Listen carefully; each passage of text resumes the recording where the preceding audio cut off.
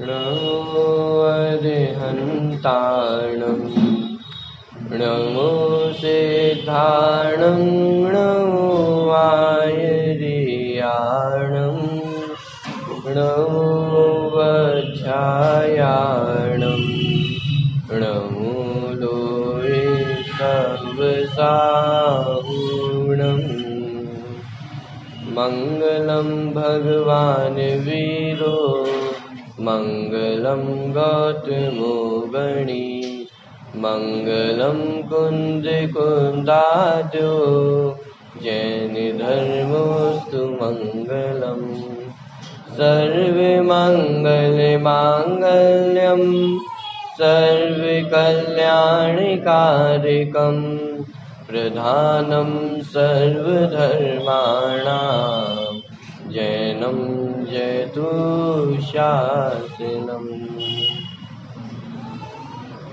एष सुरासुरमणुतिं वन्दितं दूतगायिकं मलं प्रणमामि वर्धमानं तीर्थं धम्मस्य कर्तारम्। द्रव्यगुण पर्याय इस विषय पे हमारी चर्चा चल रही।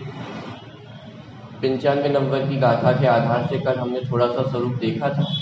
द्रव्य किसे कहते हैं, द्रव्य का क्या लक्षण है, 3 पॉइंट उसके अंतर्गत हमने देखे थे। सबसे पहला पॉइंट क्या था, द्रव्य किसे कहते हैं। सबसे पहला पॉइंट कि जो अपने स्वभाव को नहीं छोड़ता है। दूसरा पॉइंट, जो उत्पाद व्यय और द्रव्य से युक्त होता है। और तीसरा पॉइंट, जो गुण और पर्यायों से युक्त होता है उसे द्रव्य कहते हैं। ठीक है। तत्वा सूत्र के आधार से भी हमने श्लोक देखे थे कि द्रव्य का लक्षण किया कि द्रव्य का क्या लक्षण है। सद्द्रव्य लक्षणम। सत अर्थात अस्तित्व होना, माने वस्तु है, यही उसी का लक्षण है।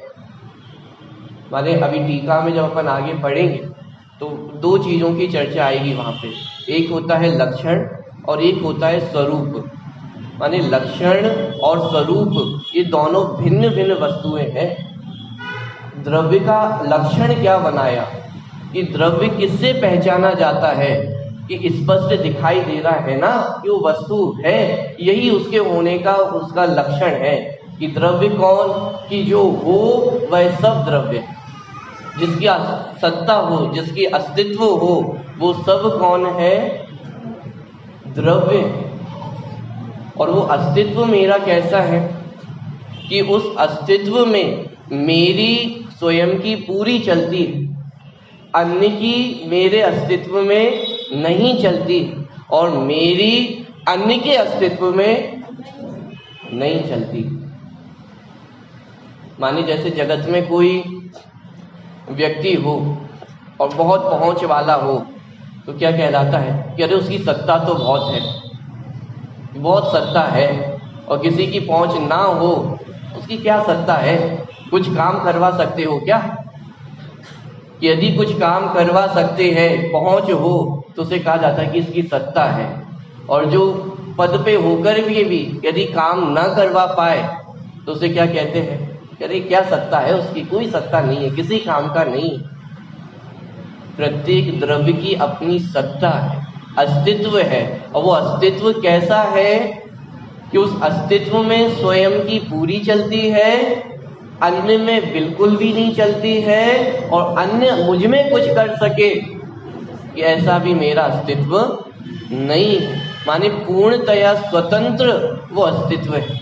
अब प्रश्न ये खड़ा होता है कि ऐसा जो अस्तित्व है, ऐसा जो है पना है, वो बना कैसे, वो खड़ा कैसे हुआ है, वो टिका कैसे हुआ है। कि उत्पाद व्यय द्रव्य युक्तम सत। कि उस सत का लक्षण क्या है, सत्य किसे कहते हैं कि जिसमें उत्पाद व्यय भी होता है और उत्पाद व्यय होते हुए भी वह बदलता नहीं है, कायम रहता है, उसका नाम है द्रव्य। तो उत्पाद व्यय द्रव्य युक्तम सत माने मैं हूँ, इस जगत में जो कुछ भी दिखाई दे रहा है उसके होने का कारण क्या है।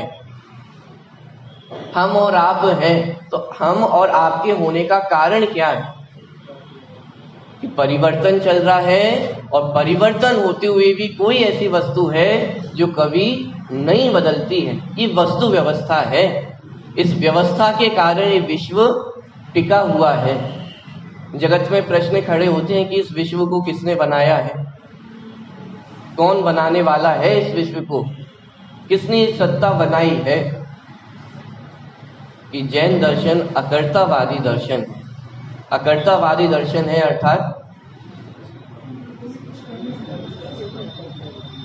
कि भगवान ने विश्व की रचना नहीं की है, ये बात तो है ही, लेकिन एक द्रव्य दूसरे द्रव्य का कुछ नहीं करता है, ये जिनागम का अकर्तृत्व है। अभी यहीं तक नहीं रुकेंगे, अभी थोड़ी और गहराई में जाएंगे तो अकर्तृत्व किस लेवल तक है वो हमें समझ में आएगा। ये वस्तु स्वातंत्र, अकर्तावाद, निमित्त उपादान, ये सारे सिद्धांत उनकी उपज कहाँ से है? ये द्रव्य गुण पर्याय के सिद्धांत से। क्योंकि विश्व में क्या है कि इन तीन वस्तुओं के अलावा विश्व में और कुछ नहीं है। वो वस्तु स्वातंत्र कैसा है, वो अकर्तावाद कैसा है, वो इसको समझ के हमें ख्याल में आता है। माने विश्व को बनाने वाला कोई भी नहीं है। प्रत्येक द्रव्य अपने स्वयं के अस्तित्व से कायम है। प्रत्येक द्रव्य के अस्तित्व में पर की आवश्यकता, कितनी आवश्यकता है कि वो उत्पाद व्यय होने में, वो द्रव्य बने रहने में किसी के आशीर्वाद की आवश्यकता है कि भगवान की कृपा बनी रहेगी तो हमारा अस्तित्व बना रहेगा, और भगवान की यदि कुदृष्टि हो गई तो ये हमारा अस्तित्व खतरे में पड़ सकता है। कि वो अस्तित्व है जिस अस्तित्व में पर की रंच मात्र भी नहीं चलती, और हमारी भी पर में रंच मात्र भी नहीं चलती।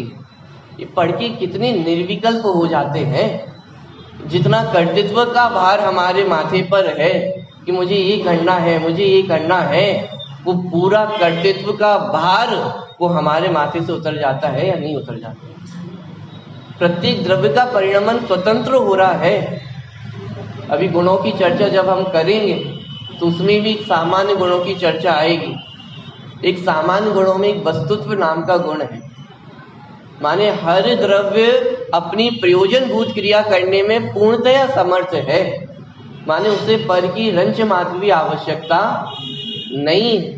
तो हमारे मन में जो कर्तृत्व का भार है कि मैं ये कर दूं, मैं ये कर दूं,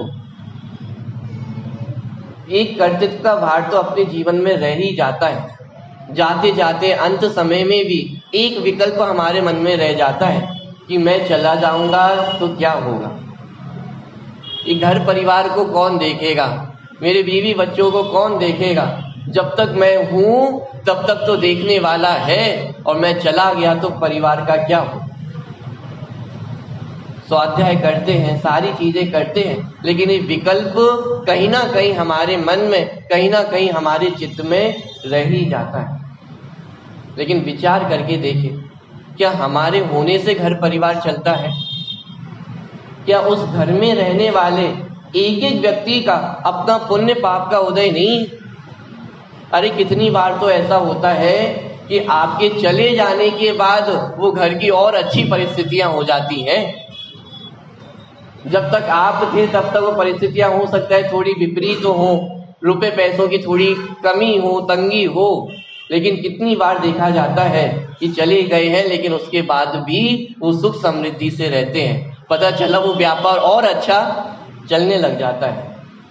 हम किस भ्रम में रह रहे हैं कि हमारे होने से अस्तित्व है, मैं नहीं रहूंगा तो ये दुनिया नहीं रहेगी। क्या इस भ्रम में रहने की आवश्यकता नहीं है। हमारे होने से पहले भी ये दुनिया चल रही थी, हमारे होने पर भी ये दुनिया चल रही थी, और हमारे जाने के बाद भी ये दुनिया चलती रहेगी। ये उत्पाद व्यय किसी के लिए रुकता नहीं है कि नहीं मैं आ जाऊं फिर वो उत्पाद व्यय होगा।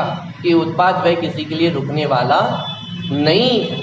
ये अस्तित्व हमें बताता है, ये द्रव्य का लक्षण हमें बताता है कि प्रत्येक द्रव्य का वो अस्तित्व पूर्णतया कैसा है, स्वतंत्र है। वो अस्तित्व बना कैसे है, उत्पाद, व्यय और द्रव्य। कल थोड़ा सा होमवर्क मैंने आप लोगों को दिया था, ऐसा नहीं है कि मैं भूल गया हूँ। उत्पाद, व्यय, द्रव्य हमें कहाँ कहाँ दिखाई देता है, कोई उदाहरण दे सकता है? पूरे दिन भर में यदि आपने थोड़ा सा भी विचार किया हो, चिंतन किया हो, तो उत्पाद, व्यय, द्रव्य आपको अपने जीवन में दिखाई दिए होंगे। कोई भी उदाहरण दे सकता है?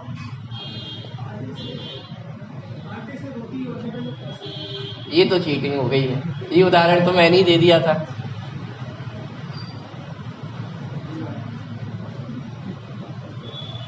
अरे थोड़ा सा इनोवेशन कर लेते उसी में, चावल बना लो, रसगुल्ला बना लो। घर से ऑफिस जाते हैं तो उसमें उत्पाद, व्यय, द्रव्य क्या है?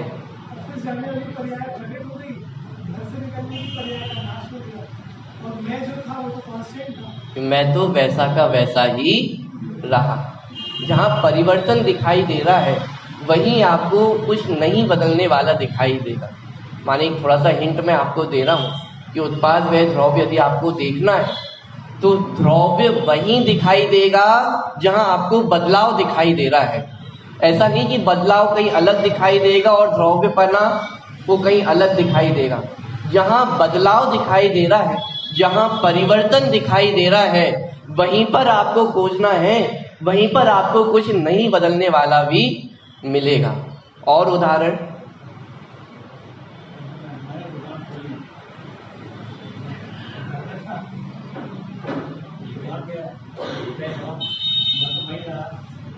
कि दुकान खोली, दुकान बंद की, दुकान के इतने सारे काम करते हैं, इतने सारे परिवर्तन दिखाई देते हैं। कभी व्यापार करते समय नुकसान भी हो जाता है, कभी एक दिन बहुत अच्छी दुकान भी चल जाती है। सारे परिवर्तन चलते रहते हैं, लेकिन उन सारे परिवर्तनों के बीच में मैं कैसा रहता हूँ कि मैं वैसा का वैसा ही रहता हूँ। महिला वर्ग से कुछ उदाहरण?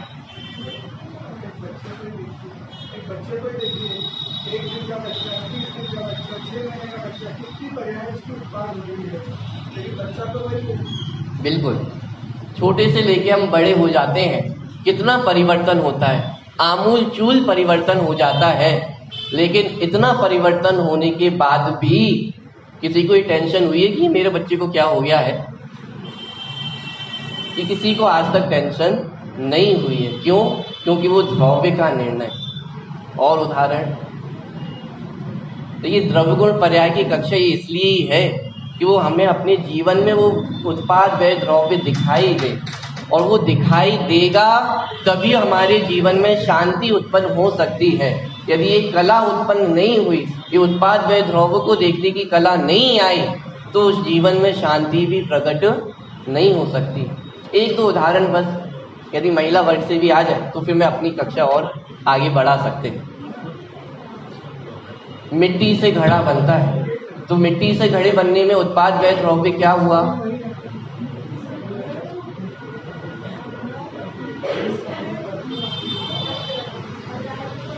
पहले मिट्टी बिखरी हुई थी, अलग अलग थी, कि उस पर्याय का व्यय हुआ और घड़े की पर्याय का उत्पाद हुआ, और इस दोनों उत्पाद व्यय के मध्य में जो मिट्टी थी वो वैसी की वैसी ही रही।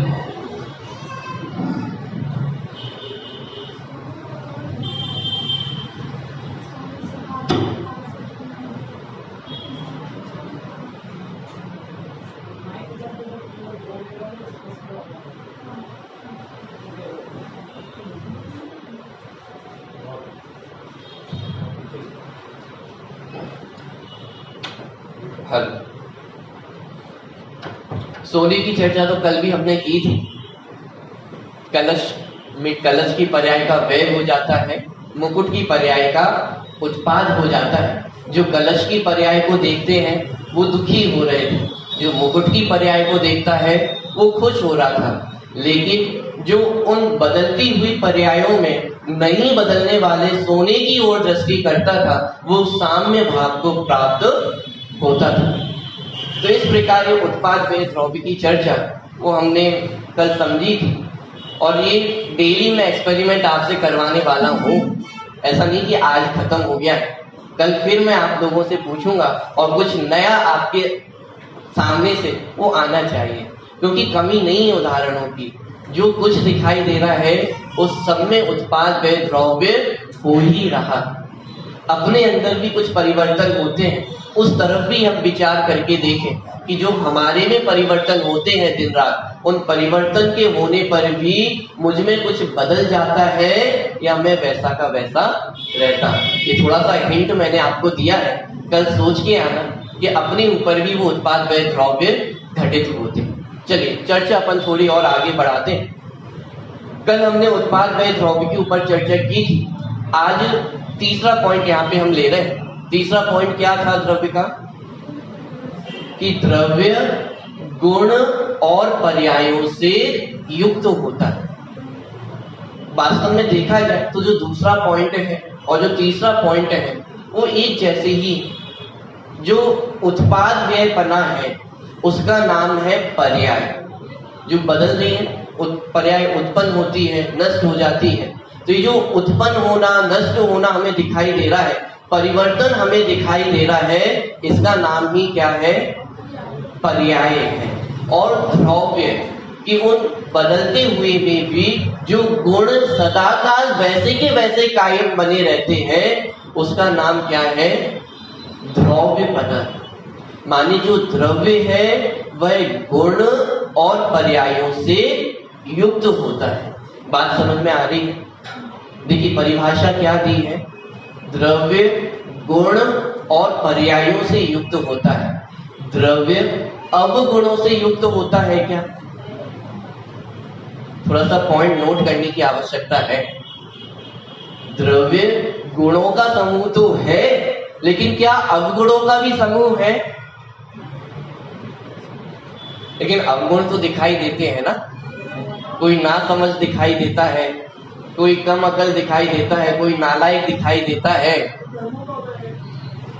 कर्मों का उदय है कि कोई ऐसा दिखाई देता है कि ये तो बिल्कुल ही किसी काम का नहीं है, बिल्कुल भी लक्षण नहीं है तुम में तो अवगुण कहां से आए हैं? यदि हम ये कहते हैं कि पर पदार्थों के निमित्त से आए हैं, तो इसका मतलब पर पदार्थ में हमारी कुछ चलती है।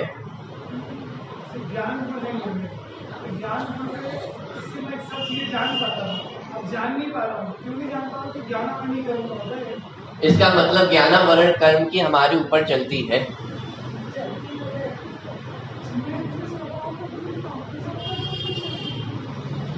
देखिए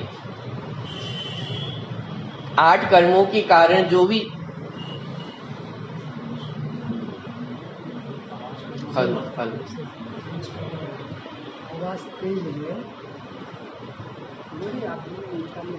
चलिए 8 कर्मों के उदय में जो भी जीव की अवस्थाएं बनती हैं वो मात्र निमित्त है। और निमित्त का मतलब ये है कि वो 8 कर्मों की आत्मा में रंच मात्र भी नहीं चलती है। सबसे पहले तो ये निर्णय करना है। पहला पाठ है, एक द्रव्य दूसरे द्रव्य का कुछ भी नहीं कर सकता है। ये बात बिल्कुल अपने मन में जैसे पत्थर की लकीर होती है ना, वैसे अपने मन में बिठा लेनी है कि एक द्रव्य दूसरे द्रव्य में कुछ भी नहीं करता है, नहीं कर सकता है और ना ही आवश्यकता है। कितने पॉइंट हो गए हैं? एक द्रव्य दूसरे द्रव्य में कुछ नहीं करता है, कर सकता नहीं है और करने की आवश्यकता नहीं। क्योंकि प्रत्येक द्रव्य में कितने गुण हैं? अनंत गुण हैं। प्रत्येक द्रव्य अपने आप में पूर्णतया परिपूर्ण है, उसे रंच मात्र भी पर की आवश्यकता नहीं है। तो जो अंतिम पॉइंट था कि एक द्रव्य को दूसरे द्रव्य की आवश्यकता नहीं है, लेकिन फिर भी कुछ खुरापाती होते हैं ना कि नहीं हमें तो करना है। तो दूसरा पॉइंट कि एक द्रव्य दूसरे द्रव्य में कुछ कर सकता नहीं। माने दोनों ही बातें हैं। सामर्थ्य नहीं है कि एक द्रव्य दूसरे द्रव्य में कुछ कर सके, और उसकी आवश्यकता भी नहीं है कि एक द्रव्य दूसरे द्रव्य में कुछ कर सके। ये पहला पाठ है। माने जैन दर्शन में प्रवेश करना हो तो ये सबसे पहला पाठ है, एक द्रव्य दूसरे द्रव्य का कुछ भी नहीं करता। अरे जब बाल बोध में नमोकार मंत्र पढ़ते हैं ना, तभी ये बच्चों को सिखा दिया जाता है कि नमोकार मंत्र पढ़ के इस भ्रम में नहीं रहना कि वो सारे पापों से मुक्ति मिल जाए। अन्य मत में वो गंगा है, नदी है कि जिसमें डुबकी यदि एक बार लगा ले तो सारे पापों से मुक्ति हो जाती है। तो उसके बदले में हमने किसको रख दिया है? क्यों हमने नमोकार मंत्र को रख दिया है कि जिस सारे पाप करो और नमोकार मंत्र पढ़ लेंगे तो क्या हो जाएगा। अरे इस भ्रम में नहीं रहना कि साहब कैसी बात कर रहे हो, नमोकार मंत्र का अपमान नहीं हो जाएगा कि ऐसा कहो कि नमोकार मंत्र पढ़ने से ऐसा होगा, सुख समृद्धि हो जाएगी, शांति हो जाएगी। तो समझ में आता है, आप तो उल्टा कह रहे हो। दादा इस प्रसंग को सुनाया करते थे कि एक बार वो किसी सेमिनार में गए हुए थे और वहां पे नमोकार मंत्र पे सब वक्ताओं ने कहा कि नमोकार मंत्र पढ़ने से ये होता है, ये होता है, ये होता है। तो सारे वक्ताओं ने अपने अपने भाषण दिए और उसके बाद फिर दादा का नंबर आया। तो दादा ने क्या कहा, माने सब वक्ताओं का भाषण मिला करके 2-3 घंटे चला होगा और अकेले दादा का भाषण वो 4-5 घंटे चला। और किस विषय पर? कि नमोकार मंत्र पढ़ने से कुछ भी नहीं होता है। माने ये हमें लगता है कि लोग क्या सोचेंगे, लोगों को बुरा लग जाएगा। अरे लेकिन सच्ची बात बताओ तो लोग भी सुनते समझते कि सच्ची बात बताओगे तो लोग क्यों नहीं सुनेंगे, क्यों नहीं समझेंगे। पूरी दुनिया ये कहती है कि नमोकार मंत्र पढ़ने से ये हो जाएगा, लेकिन जिनागम क्या कहता है, जिनेन्द्र भगवान की वाणी क्या कहती है कि एक द्रव्य दूसरे द्रव्य का कुछ भी नहीं करता। तो हमारी चर्चा तो ये चल रही थी कि द्रव्य गुणों के समूह का नाम है, अवगुणों के समूह का नाम द्रव्य नहीं। तो ये चर्चा जो आई थी कि कर्म के कारण आत्मा में अवगुण पैदा हो जाते हैं, कि ये बात कितनी सच्ची है। विचार करके देखें कि यदि कर्मों के कारण आत्मा में अवगुण होते हैं तो इसका मतलब कि सिद्ध दशा में जो सिद्ध भगवान विराजमान है उनको भी चांसेस है कि वो वापस संसार में आ सकते हैं, क्योंकि कारमार वगैरह तो वहां पर भी मौजूद है या नहीं। पूरे 3 लोक में ठसाठस कारमार वर्गणाएं भरी हुई है, और यदि वे कारमार वर्गणाएं वो कर्म आत्मा में अवगुण उत्पन्न करा सकते होते तो आज तक जितने सिद्ध भगवान हुए हैं उनमें से कुछ को तो वापस आना चाहिए था। दूसरी बात, यदि कर्म आत्मा में विकार उत्पन्न करा सकते हैं तो फिर आज तक एक भी जीव को सिद्ध दशा नहीं होनी चाहिए थी, क्योंकि संसार दशा में तो सभी जीव कर्मों से युक्त है या नहीं। मोहिनी कर्म का उदय संसार अवस्था में वो महावीर भगवान के जीव को भी था या नहीं था, कि नहीं उनको तो मंद उदय रहा होगा कि अरे तीव्र से तीव्र उदय भी वो उनके जीव को रहा। माने वो सारे प्रकार के कर्मोदय उनके जीवन में भी थे, लेकिन फिर भी वो अपने विकारों को तज करके पूर्ण अवस्था को प्राप्त हुए।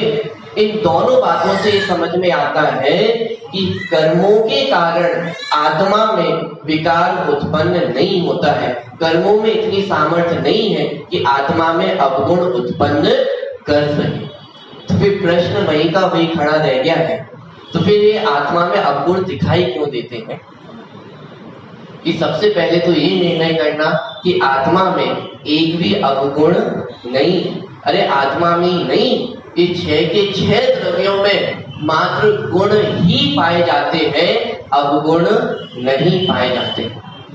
तो फिर अवगुण दिखाई क्यों देते हैं? कि अवगुण जो दिखाई देते हैं वो वास्तव में गुणों का ही वैभाविक परिणमन। क्या कहा? 2 चीजें, गुण और पर्याय। द्रव्य किसे कहते हैं? जो गुण और पर्यायों से युक्त होता है। माने 2 चीजें पाई जाती हैं, गुण और पर्याय। आत्मा में गुण ही पाए जाते हैं, अवगुण नहीं पाए जाते। तो फिर जो अवगुण दिखाई देते हैं, जो अज्ञान देता है, जो क्रोध होता हुआ दिखाई देता है, कषाय होती हुई दिखाई देती है, 5 पाप होते दिखाई देते हैं, 7 व्यसन होते दिखाई देते हैं, तो ये आत्मा में कैसे उत्पन्न हुए हैं? कि आत्मा में क्रोध नाम का गुण है, कि आत्मा में मान नाम का गुण है, कि आत्मा में हिंसा, झूठ, चोरी, कुशील, परिग्रह, 7 व्यसन, ये गुण आत्मा में है कि ये गुण आत्मा में नहीं। लेकिन आत्मा में एक ऐसी शक्ति है जिसके कारण उसका वैभाविक परिणमन हो सकता है। ध्यान देना, यदि गुण रूप से स्वाभाविक परिणमन करने की शक्ति वो द्रव्य की है, तो वैभाविक परिणमन करने की शक्ति भी वो किसकी है? वो स्वयं द्रव्य की ही शक्ति है। अन्य से कहीं वो शक्ति आ जाती हो ऐसा नहीं है। अन्य में सामर्थ्य हो कि मुझ में विकार उत्पन्न करा सके, ऐसी सामर्थ्य अन्य द्रव्य में नहीं। माने जो वस्तु स्वातंत्र की बात हमने की थी कि किस लेवल तक वो वस्तु स्वातंत्र आता है कि यदि स्वभाव रूप परिणमन करने की सामर्थ्य इस जीव में है, तो विभाग रूप परिणमन करने की सामर्थ्य भी वो बाहर से नहीं आई, वो सामर्थ्य भी किसकी है? जो जीव की है। ये जीव की योग्यता है कि यदि क्षमा रूप से परिणमन कर सकता है, तो क्रोध रूप से परिणमन करने की सामर्थ्य भी वो स्वयं जीव की है। कि साहब आप कैसी बातें कर रहे हो? होश में तो हो कि दिन रात हम स्वाभाविक परिणमन की बात करते हैं, सिद्ध दशा को प्राप्त करने की बात करते हैं, और आप ये कह रहे हो कि क्रोध करने की सामर्थ्य भी किसमें है? कि वो आत्मा में है। तो फिर क्या कहें? क्या चाहते हो आप सुनना? कि कोई सामने गाली देता है तो इसलिए मुझे क्रोध उत्पन्न होता है, सामने कोई मेरा अहित करता है इसलिए मुझे क्रोध उत्पन्न होता है। कि यदि इस बात को हम स्वीकार करते हैं तो हमें ये स्वीकार करना होगा कि एक द्रव्य दूसरे द्रव्य को कुछ कर सकता है, उसमें हस्तक्षेप कर सकता है। आपका सुख किसके अधीन हो जाएगा? तो विचार करके तो देखें कि हमारा सुख किसके अधीन होगा? कि वो पर द्रव्य के अधीन होगा। कि यदि हम अपने दुख को पर के अधीन करते हैं तो हमारा सुख भी किसके अधीन हो जाएगा? कि वो पर के अधीन हो जाए। जैसे जगत में कोई व्यक्ति अज्ञानी हो, तो एक साथ अज्ञानी क्यों हो? अज्ञान क्यों है? ज्ञान क्यों नहीं है? कि किसी ने मुझे पढ़ाया ही नहीं, कभी मैं विद्यालय गया ही नहीं हूं, कोई पढ़ाने वाला नहीं है। ये कारण कितना उचित है कि यदि अज्ञान का कारण हम बाहर के द्रव्यों को मानेंगे तो फिर ज्ञान का कारण भी किसको मानना होगा? कि बाहर के पदार्थों को ही मानना होगा। यदि हम अपनी गरीबी का कारण पर द्रव्यों को निमित्त करके कहते हैं कि साहब गरीब क्यों, रुपए पैसे क्यों नहीं है आपके पास, कि क्या करे व्यापार नहीं चलता है, कि क्या करे समझ नहीं है, कि क्या करे परिस्थितियां अच्छी नहीं है, कि क्या करे बाजार नहीं चलता है, तो फिर कोई गरीब व्यक्ति अमीर बन जाए, रुपए पैसे की प्राप्ति हो जाए कि साहब रुपए पैसे कैसे कमाए आपने? अरे क्या बताऊं, दिन रात मेहनत की है, सारी परिस्थितियां मुझसे विपरीत थी, लेकिन उन सारी परिस्थितियों को तोड़ करके, सारी विपरीत अवस्थाओं को छोड़ करके ये मैंने मुकाम हासिल किया। क्यों भाई? जब गरीब थे, जब रुपए पैसे नहीं थे, तब तो दोषारोपण किस पे था? कि वो बाहर की परिस्थितियां अच्छी नहीं है, बाजार अच्छा नहीं है। लेकिन जब रुपए पैसे कमा लिए हैं तो बाजार अच्छा हो गया, बाहर की परिस्थिति अच्छी हो गई कि नहीं, ये तो मैंने किया, ये मैं करता हूं। जैसे भोजन बनाते समय एक रोटी अच्छी बन जाती है तो क्या कहते हैं कि ये रोटी मैंने बनाई, और रोटी कदाचित जल जाए तो कि वो रोटी जल गई। कि दोनों वाक्यों में अंतर आ जाता है। कार्य मेरे अनुसार हो जाए तो हम उसके कर्ता बन जाते हैं कि ये रोटी किसने बनाई है, कि रोटी को बनाने वाला मैं हूं। और रोटी जल जाए तो कि अरे रोटी जलाई नहीं है, वो जल गई। ये दो अलग अलग बातें क्यों हो रही है? यदि रोटी को बनाने वाले, अच्छी रोटी को बनाने वाले आप हो, तो फिर वो बुरी रोटी, जो जली हुई रोटी है, उसको बनाने वाला भी कौन है? तो मैं स्वयं हूं ना। मानिए कर्तृत्व हम कहां पे स्थापित करते हैं कि जहां परिणमन हमारे अनुसार हो रहा हो तो हम उसके कर्ता बन जाते हैं, और जहां परिणमन हमारे अनुसार ना हो रहा हो तो हम उसके अकर्ता बन जाते हैं कि अरे ये तो होना था इसलिए हो गया है, कि मैंने नहीं किया है। कि विचार करके देखें कि एक द्रव्य दूसरे द्रव्य का कुछ भी नहीं करता है। तो जो आत्मा में अवगुण दिखाई दे रहे हैं उनका कर्ता भी परद्रव्य कैसे हो सकता है? जो विकार आत्मा में दिखाई दे रहे हैं वो किसकी गलती है? ध्यान देना, जिनवाणी में आपको सारी अपेक्षाएं पढ़ने को मिलेंगी। 8 प्रकार के मयों के माध्यम से वो सारी अपेक्षाएं आपको पढ़ने को मिलेंगी। एक अपेक्षा ये भी पढ़ने को मिलेगी कि उन रागादि विकारी भावों का कर्ता आत्मा है, और दूसरी तरफ ये अपेक्षा भी पढ़ने को मिलेगी कि उन शुद्ध पर्यायों का कर्ता भी आत्मा नहीं। ये कैसी दो दो अलग अलग बातें होती है कि अरे बातें अलग अलग नहीं, वस्तु व्यवस्था तो एक ही है, लेकिन उसको देखने के नजरिए वो अलग अलग है। लेकिन ये सबसे पहले निर्णय करना होगा कि एक द्रव्य दूसरे द्रव्य का कर्ता नहीं है। आत्मा में यदि कोई अवगुण है तो उन अवगुण का कर्ता कौन है? कि उन अवगुणों का कर्ता मैं स्वयं हूं।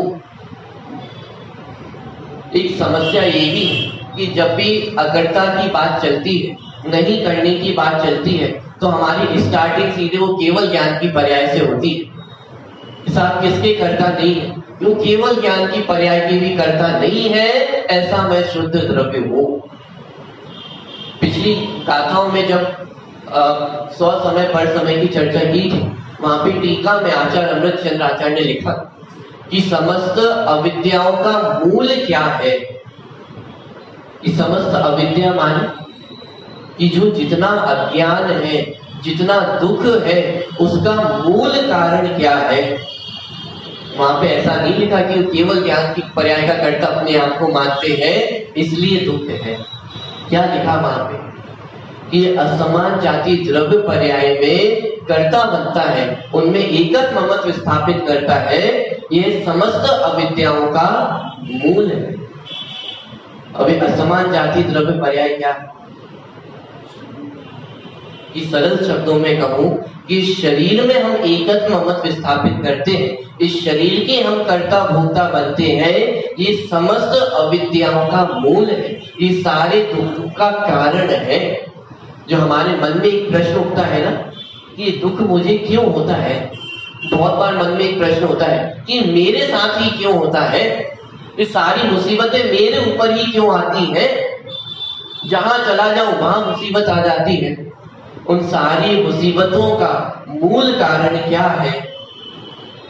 कि शरीर में हमारा एकत्व ममत्व है, यही हमारी सारी मुसीबतों का, सारी आफतों का कारण है। और इन सारी आफतों को दूर करना हो तो क्या करना होगा?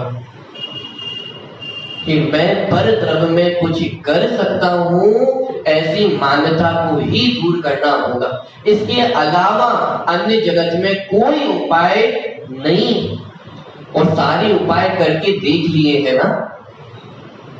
पंच परावर्तन में ऐसा कौन सा कार्य है जो आपने ना किया हो?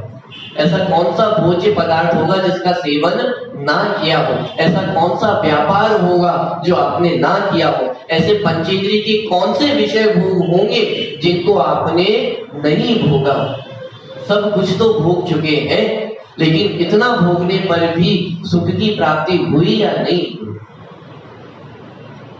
कि हम साक्षात उसके उदाहरण हैं या नहीं है?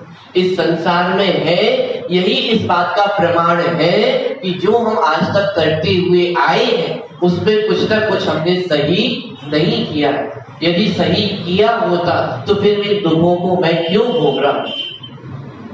कि एक द्रव्य दूसरे द्रव्य का कर्ता भोगता नहीं। अवगुण रूप से भी परिवर्तित होने की सामर्थ्य वो किसमें है? वो स्वयं द्रव्य में। कि बात क्यों कही जाती कि जीव स्वयं की गलती को पहचाने, स्वयं का अपराध पहचाने, इसलिए ये बात यहाँ पे कही जा रही है कि जगत में किसी ने दुखी किया नहीं, जगत में कोई दुखी कर सकता नहीं है। कि साहब क्या करें, कर्मों से बंधे हुए हैं इसलिए संसार में भटकना पड़ता है। ये कर्म नहीं होते तो मैं बताता कि यदि कर्म नहीं होते तो फिर क्या बताते कि उसमें फिर क्या पुरुषार्थ रहता। जैसे कोई भी मूवी बनाई जाती है ना, तो उसमें हीरो कितने होते हैं? कि हीरो एक होता है और विलन, कि वो जितने ज्यादा विलन हो वो उतनी हीरो की कीमत होती है। वो जितना विलन मजबूत हो उतनी और हीरो की कीमत बढ़ती चली जाती है। तो हीरो कहे कि यदि अरे ये शत्रु हमारे नहीं होते, विलन नहीं होते तो फिर मैं बताता। तो फिर क्या बताते? फिर कौन आपको हीरो मानता? कि अरे ऐसे ही चैतन्य हीरो है, ये चैतन्य हीरा है कि आठों कर्मों के बीच में रहते हुए भी इसका कुछ भी नहीं बिगड़ा है, ये इसकी प्रभुता है। बात समझ में आ रही है या नहीं? माने आठों कर्म नहीं होते तो मैं कुछ बताता कि अरे इसकी आवश्यकता कहाँ है? आठों कर्मों के बीच में रहते हुए भी इस चैतन्य द्रव्य का क्या बिगड़ा है, इसका विचार करके दे कि यदि वैभाविक परिणमन भी हो रहा है। जब ये आठों कर्म की परिभाषा पढ़ते हैं ना, तो आठों कर्मों की परिभाषा में कुछ समानता रहती। ज्ञानावरण, दर्शनावरण, मोहिनी, अंतराय, इन सब कर्मों की जब परिभाषा हम पढ़ते हैं तो इन सभी परिभाषाओं में कुछ समानता पाई जाती है। कोई बता सकता है वो क्या समानता है?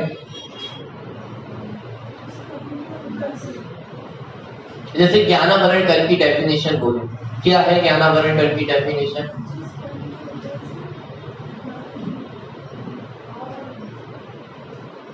दोबारा बालबोध का रिवीजन करना पड़ेगा। ज्ञानावरण कर्म की परिभाषा हिंट दूं थोड़ा सा, उपादान की तरफ से इसकी परिभाषा क्या हो? बहुत बढ़िया। जब जीव अपने ज्ञान स्वरूप का घात करता है तब उस ज्ञान के घात होने में जिस कर्म का उदय निमित्त हो उसे ज्ञानावरण कर्म कहते हैं। आठों कर्मों में ये परिभाषा लागू होती है। ज्ञानावरण, दर्शनावरण, मोहिनी, अंतराय, कि जब जीव अपने दर्शन गुण का घात करता है तब जिस कर्म का उदय निमित्त हो उसे दर्शनावरण कहते हैं। जब जीव अपने सुख स्वभाव का घात करता है तब जिस कर्म का उदय निमित्त हो उसे मोहिनी कर्म कहते हैं। कि क्या फर्क पड़ गया है? डायरेक्ट कह दो ना कि मोहिनी कर्म के उदय से जीव दुखी होता है, मोहिनी कर्म के उदय से सुख का घात होता है। कि डायरेक्ट कैसे कह दे जब वो वस्तु व्यवस्था में नहीं है। जीव स्वयं अपने सुख स्वभाव को भूलता है इसलिए दुखी होता है। दुख पहले है या सुख स्वभाव पहले? क्यों? अनादि काल से तो स्वभाव सुखमय ही है। जिस समय दुखी है उस समय भी स्वभाव कैसा है? द्रव्य का पहला पॉइंट क्या पढ़ा था कि अपने स्वभाव को कभी भी नहीं छोड़ता है। अनादि काल से आत्मा का स्वभाव जानने देखने का है। अनादि काल से आत्मा का स्वभाव सुखमय ही है, उसमें दुख की रंच मात्र भी सत्ता नहीं है। लेकिन जीव अपने स्वभाव को पहचानता नहीं है, जीव अपनी सामर्थ्य को नहीं पहचानता है, इसलिए वैभाविक रूप से परिणमन करता है। इसलिए ये कहने में आता है कि आठों कर्मों के कारण जीव संसार में भटकता है। लेकिन वास्तविक स्थिति तो ये है कि जीव स्वयं इस संसार में भटकता है, इसलिए नाम किस पे दिया जाता है? कि वो संसार किसके कारण है? तो 8 कर्मों के कारण संसार है। इसलिए सिद्ध भगवान की परिभाषा भी कैसी बनानी पड़ती है कि जब वे 8 कर्मों से छूट जाते हैं तो सिद्ध दशा को प्राप्त करते हैं। लेकिन वास्तव में विचार किया जाए कि जब वे सिद्ध अवस्था को प्राप्त करते हैं तो 8 कर्म, बात समझ में आ रही है या नहीं आ रही? माने एक द्रव्य दूसरे द्रव्य का कुछ भी नहीं करता है, ये एकदम नक्की करना होगा कि हम कितना भी विकल्प करें, कितना भी सोचें, लेकिन हमारे सोचने से पर में कुछ हो जाता हो, ये संभव नहीं। जिस कमरे में मैं भी रुका हुआ हूं तो वहां स्टिकर लगा हुआ है, बहुत अच्छा स्टिकर है कि हमारे जो विकल्प है वो कैसे है कि वो पर में अकिंचित कर है और स्वयं के लिए महा अनर्थकारी है। माने जो विकल्प हम करते हैं कि पर द्रव्यों में कुछ कर सकता हूं, पर द्रव्य में मैं कुछ कर दूं, ये जो विकल्प है, यह विकल्प पर द्रव्य में अकिंचित कर है। माने मेरे विकल्प से पर में कुछ हो जाता हो, ऐसा संभव नहीं है। तो फिर वो विकल्प कुछ करता है या नहीं करता है? यानी कुछ नहीं, बहुत कुछ करता है कि अनंत संसार को बढ़ाने वाला पर द्रव्य में कुछ करता नहीं है और स्वयं के लिए महा अनर्थकारी। कौन? कि वो जो हमारा एक समय का विकल्प है कि मैं पर द्रव्य में कुछ कर सकता हूं। अनंतानुबंधी कषाय की किसका नाम है? अनंत विषयों को भोगने की सामर्थ्य किसी में भी नहीं है, लेकिन अनंतानुबंधी कषाय क्या है? वो अनंत विषयों को भोगने की इच्छा, वो अनंत विषयों को भोग सकता हूं, अनंत विषयों को मैं करता हूं, ये जो मान्यता है इसका नाम अनंतानुबंधी कषाय है। ये अनंत संसार का कारण है। वो विकार कितनी देर का है? तो एक समय का विकल्प कि जिस समय हम ये विकल्प करते हैं कि मैं पर द्रव्य में कुछ कर सकता हूं, ये एक समय का विकल्प कितना अनर्थ करता है कि अनंत संसार को बढ़ाने वाला है। पर द्रव्य में तो कुछ होता जाता नहीं कि नहीं साहब फिर भी करते तो है हम, यदि हम नहीं करेंगे तो कैसे चलेगा? कि बच्चों को पाल पोस कर बड़ा तो करना ही पड़ता है ना। यदि हम बड़ा नहीं करेंगे तो वे बड़े कैसे हो? तो मैं एक प्रश्न आपसे पूछता हूं कि आपने अपने बच्चों को 10 साल में पाल पोस कर कितना बड़ा किया? अरे प्रश्न समझ में नहीं आया क्या? आपका एक छोटा सा बालक था, उसका जन्म हुआ, 10 साल बीत गए, तो उस 10 साल में आपने उस बच्चे को कितना बड़ा किया? 15 साल का हो गया, तो 15 साल में आपने उसको कितना बड़ा किया?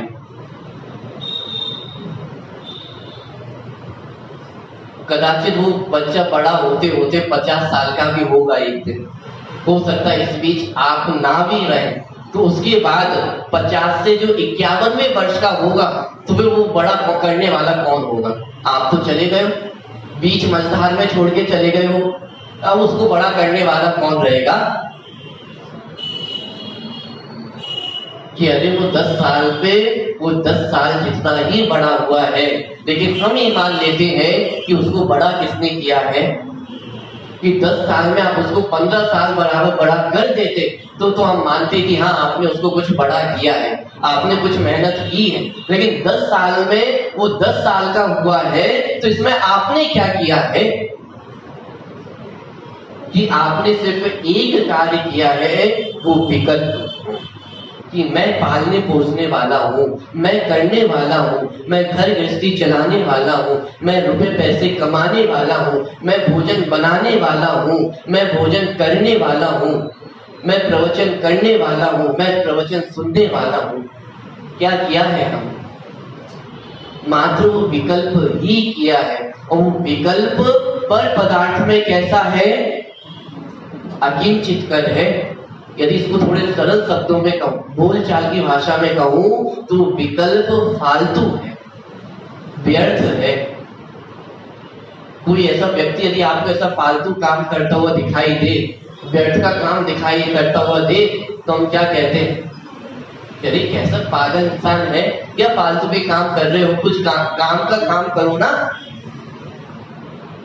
कि कोई व्यक्ति हो, लाइट चली गई हो, फिर भी स्विच बंद चालू कर रहा हो, तो क्या कहेंगे कि अरे पागल हो गए हो क्या, अभी लाइट नहीं है, कितनी बार भी वो स्विच बंद चालू कर लो, उससे कुछ होने वाला है क्या? लेकिन वो व्यक्ति तो हमें अज्ञानी दिखाई देता है, लेकिन अनादि काल से जो हम अज्ञान करते आए हैं, पर द्रव्यों में मैं कुछ कर सकता हूँ, पर द्रव्यों में कुछ हेरफार कर सकता हूँ, ये जो विकल्प हम अनादि काल से करते आ रहे हैं, ये भी वैसा ही पागलपन नहीं, ये भी उतना ही फालतू काम नहीं है जितना वो स्विच बंद चालू करना फालतू काम है। ये विकल्प अकिंचित कर, विकल्प पर में कुछ कर सकता नहीं है, लेकिन उस विकल्प को करके हम कितने संसार को बढ़ाते हैं कि वो अनंत संसार को बढ़ाने का काम अब वो विकल्पों से करते हैं। कि सबसे पहले क्या निर्णय करना है कि एक द्रव्य दूसरे द्रव्य का कर्ता नहीं है, क्योंकि प्रत्येक द्रव्य का अस्तित्व वो स्वयं से है। प्रत्येक द्रव्य में उत्पाद व द्रव्य की सामर्थ्य वो स्वयं से है। उस उत्पाद व द्रव्य में अन्य किसी द्रव्य की आवश्यकता नहीं है। इस बात को नक्की किए बिना हमारे जीवन में सुख शांति उत्पन्न हो जाए, ये संभव नहीं। कितने शांति विधान करें कि घर में शांति हो जाए, कितने मंत्र तंत्र करें, कितने वो नींबू मिर्ची लटकाएं कि वो बुरी नजर नहीं लगे, कि बुरी नजर वाले तेरा, कि अरे हम क्यों दूसरे का मुंह काला करना चाहते हैं? विचार करके देखें, कहीं हमारा ही मुंह तो काला नहीं, वाली नजर लग जाती है। शांति विधान करने से शांति हो जाएगी, नमोकार मत पढ़ने से पाप दूर हो जाएंगे। ये क्या है? विचार करके देखें कि ये हमारे इस जीवन की ये नई कमाई है। नई कमाई है मतलब कि अग्रहित मिथ्यात्व तो अनादि काल से चला ही आ रहा है, लेकिन हमने इस हम में एक नया मिथ्यात्व को और पाल के रख लिया है, जो ग्रहित मिथ्यात्व। मतलब विचार करके देखें, एक द्रव्य दूसरे द्रव्य का कुछ भी नहीं कर सकता है, कर सकता नहीं है और करने की आवश्यकता नहीं। सुख शांति यदि प्राप्त करनी है तो आपको घंटों भर तक विधान में बैठने की आवश्यकता नहीं है कि अरे क्या कह रहे हो आप, ऐसा कह दोगे कल से और लोग पूजन में आना बंद कर देंगे, वैसे तो लोग बैठते नहीं है, वैसे तो लोग आते नहीं है, और आप उल्टा और ये कह दोगे फिर तो कल से कोई और आएगा ही नहीं। कि इतने वर्षों से ये चर्चा चल रही है, लेकिन वो भीड़ कम नहीं हुई। हर प्रवचन में ये कहा जाता है कि एक द्रव्य दूसरे द्रव्य का कर्ता नहीं है, लेकिन फिर भी वो पूजन करने वालों की कमी नहीं है यार। तो वस्तु व्यवस्था ऐसी है ना, कि वस्तु व्यवस्था में ऐसा है कि भगवान हमारा कुछ भी नहीं कर सकते।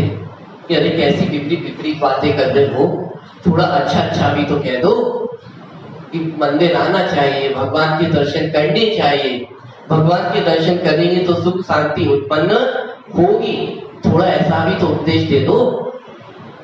कि अरे जो वस्तु व्यवस्था नहीं है कि उसका उपदेश दे कैसे? टोडरमल जी इस बात को बहुत अच्छे से समझाते कि जब पंच परमेश्वरियों की प्रयोजन सिद्धि क्या है, माने हम क्यों पंच परमेश्वरियों की आराधना करते हैं, क्यों हम उनको पूजते हैं, उनके पूज्यता का कारण क्या है, उनसे किस प्रयोजन की सिद्धि होती है। कि साहब रुपए पैसे की प्राप्ति होगी कि नहीं होगी, घर में सुख शांति की प्राप्ति होगी कि नहीं होगी, ये बच्चे हमारी आज्ञा नहीं मानते हैं, ये बच्चे हमारी आज्ञा मानने लग जाएंगे या नहीं मानने लग जाएंगे, वो एग्जाम में मेरा प्रथम नंबर प्राप्त होगा या नहीं होगा। टोडरमल जी क्या कहते हैं कि क्यों नहीं होगा, अवश्य होगा, लेकिन वहां पे शर्त रहे कि यदि इस लक्ष्य से हम करते हैं तो उल्टा पाप का अंत होता है।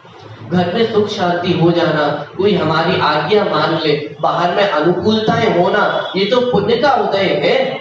और जो जिनेन भगवान की आराधना करते हैं, पंच परमेष्ठी की आराधना करते हैं, उनके जीवन में पुण्य का बंध तो सहज ही होता है। और उस पुण्य के उदय में ये सारी बाहर की अनुकूलताएं तो सहज ही प्राप्त होती है। अरे जिनेन भगवान की आराधना करने वाले को सुख शांति नहीं मिलेगी, तो क्या जिनेन भगवान की विराधना करने वाले को सुख शांति मिलेगी? कि ये बात सही है कि जिनेन भगवान की जो आराधना करते हैं, पूजन करते हैं, उससे सुख शांति होती है, लेकिन उस सुख शांति का कारण वो जिनेन भगवान नहीं है। उस सुख शांति का कारण वो शुभ भाव से बांधा गया जो पुण्य कर्म था उसका उदय है। लेकिन यहाँ प्रसन्न मत हो जाना। टोडरमल जी ये नहीं कह रहे हैं कि पूजन करने से आपको सुख शांति मिल जाएगी। उन्होंने भी आगे चल के यही सिद्ध किया है कि जिसे हम सुख शांति मान के बैठे हैं वो तो वास्तव में दुख है।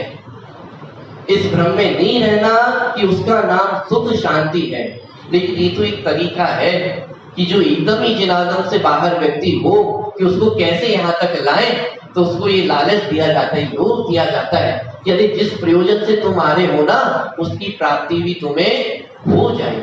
श्लोक ग्रंथ में भी एक श्लोक आता है कि जिस भाव से मोक्ष की प्राप्ति होती हो उस भाव से स्वर्ग कितना दूर होगा, कि कुछ भी दूर नहीं है। जैसे कोई व्यक्ति हो और वो 1 किलोमीटर तक 20 किलो वजन उठाकर चल सकता हो, उससे पूछा जाए कि भाई 100 ग्राम की एक वस्तु है, उसको आप लेकर जा पाओगे? कि जो व्यक्ति 1 किलोमीटर तक 20 किलो वजन उठाकर चल सकता हो उसके लिए 100 ग्राम वजन उठाना ये कोई बड़ी बात है क्या? जिस वीतराग भाव से हमें मोक्ष की प्राप्ति होती हो, सिद्ध दशा की प्राप्ति होती हो, वहां ये प्रश्न करना कि हमें स्वर्ग मिलेगा कि नहीं मिलेगा, ये बाहर में अनुकूलताएं मिलेंगी या नहीं मिलेंगी, ये वैसा ही प्रश्न है। लेकिन यहाँ पे ध्यान रखना, वो वीतराग भाव तो मुक्ति का ही कारण है, लेकिन उस वीतराग भाव के साथ चलने वाला जो शुभ भाव है उससे पुण्य कर्म का बंध होता है और बाहर में सहज अनुकूलताएं प्राप्त होती। ये महापद किसको प्राप्त होते हैं? चक्रवर्ती पद, तीर्थंकर पद, 63 सलाका पुरुष है, ये पद किनको प्राप्त होते हैं? कि जो इस आत्म मार्ग में आगे बढ़ते हैं उनको ही महापद प्राप्त होते हैं। लेकिन विचारणीय बात यह है कि जिनको इन पदों की प्राप्ति होती है उनसे जाकर तो पूछो कि आपको कितनी इच्छा थी पद प्राप्त करने की। दादा ने लिखा जब भरत चक्रवर्ती का वर्णन करते हैं तो भरत चक्रवर्ती अपने आप को कैसा मानता है? ये अभागा भरत, कि जो हमें भाग्यशाली दिखाई देता है वो भरत चक्रवर्ती से जाके तो पूछो कि वो अपने आप को कैसा समझता है। ये 6 खंड की संपदा के बीच में होते हुए भी वो अपने आप को अभाग्यशाली अनुभव करता है। जिस वैभव के पीछे हम भागते हैं उसका विचार करके देखें कि वो वैभव सुख को देने वाला है या वास्तव में दुखदायी ही। कि हमारी चर्चा तो ये चल रही थी कि एक द्रव्य दूसरे द्रव्य का कुछ भी नहीं करता है, सुख में भी नहीं करता है और दुख में भी नहीं करता है। बस इस बात को जानकर के हम आनंदित हो जाए कि दुख को करने वाला भी कोई अन्य नहीं है। मैं अपनी गलती से दुखी हो रहा था तो अपनी गलती दूर करूंगा तो मैं सुखी हो जाऊंगा। कोई मुझे दुखी करके रख सके, कोई मुझे संसार में बांध कर रख सके, ऐसी जगत में किसी की सामर्थ्य नहीं है। मैं दुखी हूं, अरे इस बात को जानकर के भी प्रफुल्लित हो, ये यहाँ पे कह रहे हैं। पर्याय मूल दृष्टि, जो पर्याय मूल व्यक्ति होता है उस दुख को देख करके दुखी होता है, और जिनकी ये पर्याय मूलता नष्ट हो गई है वे विभाग पर्यायों को देख करके भी आनंदित होते हैं कि अरे पर्यायों का कर्ता भी मैं हूं, अन्य जगत में कोई करने वाला नहीं है। बस छुट्टी हो गई है ना कि मैं अपने विकारों को दूर कर लूंगा और सिद्ध दशा की प्राप्ति हो जाए। बस ये जान करके, इतना मान करके आनंदित होने का नाम वीतरागता है। इस आनंद का नाम सम्यक दर्शन है। इस आनंद का नाम जिन भगवान का दर्शन है, जिन भगवान की भोजन है। विचार करिए।